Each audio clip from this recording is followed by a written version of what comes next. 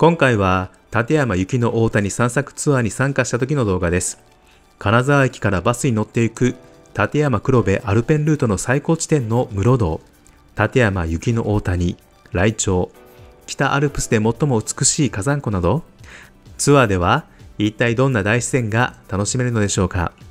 このチャンネルではホテルや観光、海外生活に役立つ動画などをアップしています。チャンネル登録がまだの方はチャンネル登録もよろしくお願いします。まず普通に室堂に行こうとすると、電鉄富山駅から富山地方鉄道で立山駅へ、立山駅からはケーブルカーに乗って美女平へ、美女平からは立山高原バスで室堂に到着します。所要時間は2時間49分で片道5320円かかります。ですが、このバスツアーなら土日限定ですが、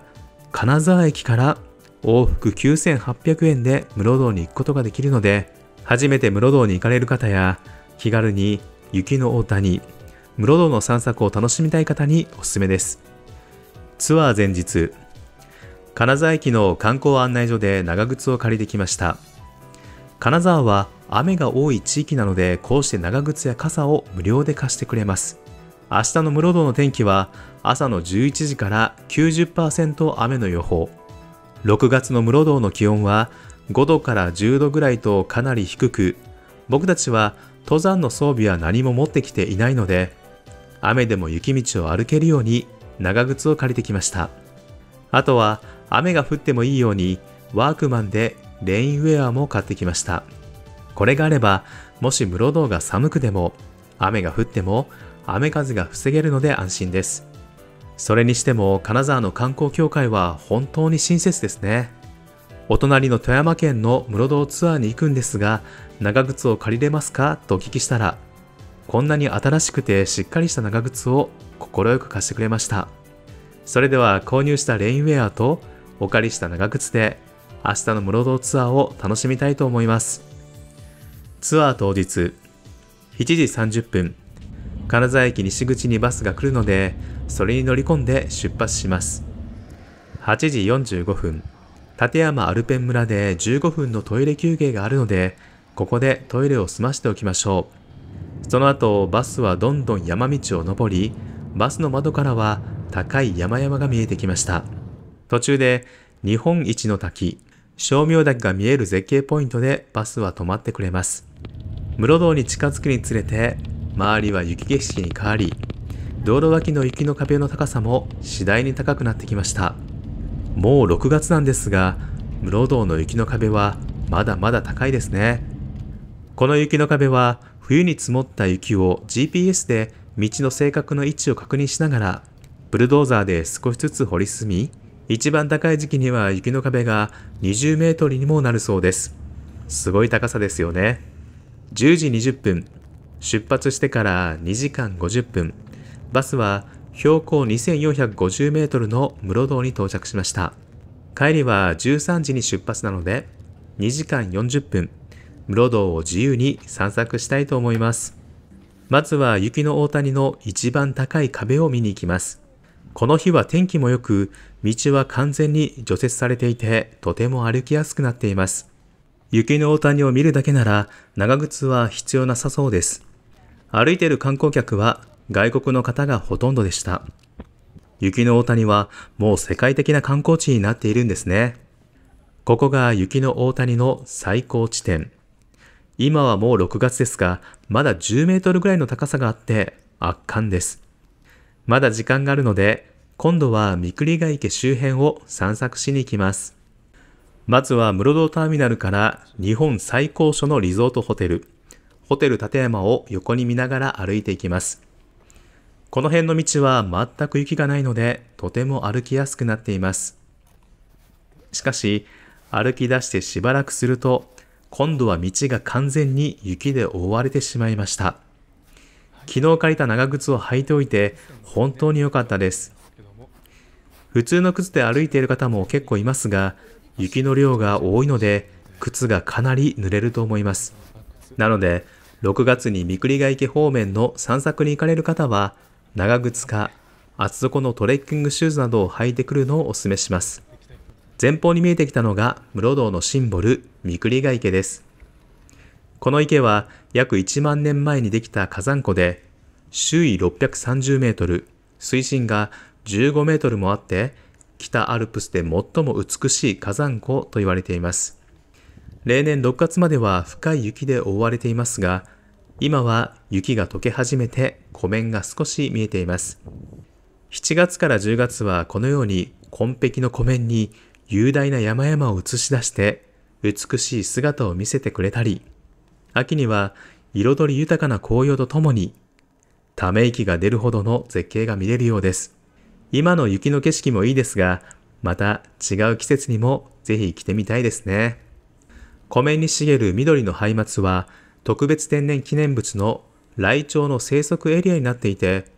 運が良ければライチョウに出会えるそうなので、注意深くライチョウを探しながら散策していきます。御栗ヶ池から少し歩いて御栗ヶ池温泉に到着しました。ここは標高2410メートルにある日本で一番高いところにある温泉です。源泉かけ流しの白濁した温泉で、今回は残念ながら温泉に入る時間はないですが、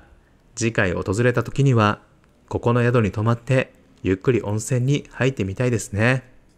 御栗ヶ池温泉から下に見える地獄谷は火山性のガスが勢いよく噴出しているのがはっきりと見えます。ここは現在立ち入り禁止エリアとなっています。今日は雨の予報が外れて天気がいいので、立山の山々がよく見えます。今回は普段着で長靴、たった2時間40分の滞在なので、ここから山を見るだけですが、いつかはきちんと装備して山登りにも挑戦してみたいですね。御栗ヶ池の周りを歩いていると、ハイマツの枝に止まっているライチョウを発見。特別天然記念物のライチョウを生で見るのは初めてだったので、ちょっと感動しました。双眼鏡を持ってくると、もっとよくライチョウが見えると思います。歩いていると、ところどころ雪が溶けて小さな川になって流れている場所がありました。この雪解け水が川になって、山のふもとに美味しい水を届けているんでしょうね。左側に見えるのは立山室堂山荘。日本最古の山小屋だそうです。この辺からまた雪道をひたすら歩いていきます。2時間ほどで無事に室堂ターミナルに戻ってきました。出発までまだ時間があるので、幻の豚まんを購入して立山の景色を見ながらいただきます。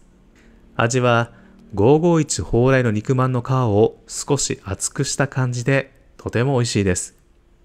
この大きさで観光地価格としても500円ならかなり良心的な値段だと思います。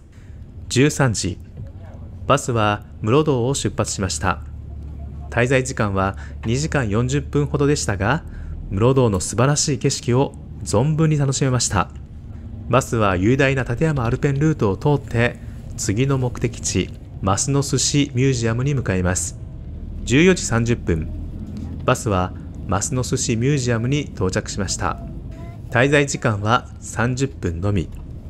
あまりゆっくりできないのでトイレを済ませて焼きサバ寿司と増野いぶし寿司を購入して食堂でいただきます。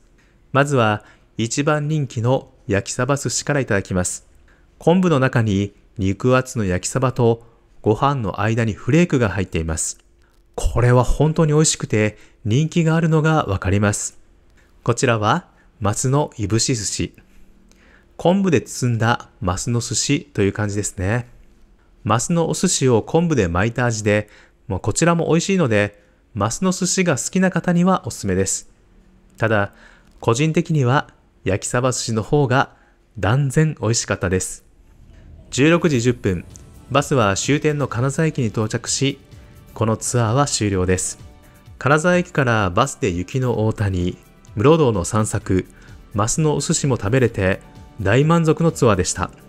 金沢に宿泊するけど室堂にも行ってみたいという方には大変おすすめのツアーです。散策の時間は2時間40分と少し限られていますが、乗り換えの必要もなく、バスで一気に室堂まで連れて行ってくれるのは本当に助かりました。ちなみに立山の室堂ターミナルではツアーではないバスを待つ帰りの観光客でごった返していたので、つくづくツアーに申し込んでよかったと思いました。もし荷物が多くてもバスに置いていけるので、気軽に散策したい方にはおすすめです。今回参加したツアーについては概要欄にリンクを貼っておくので、興味のある方はご覧ください。今回の動画は以上です。動画が良かった方、参考になった方はいいねボタンもよろしくお願いします。では今回も最後までご視聴ありがとうございました。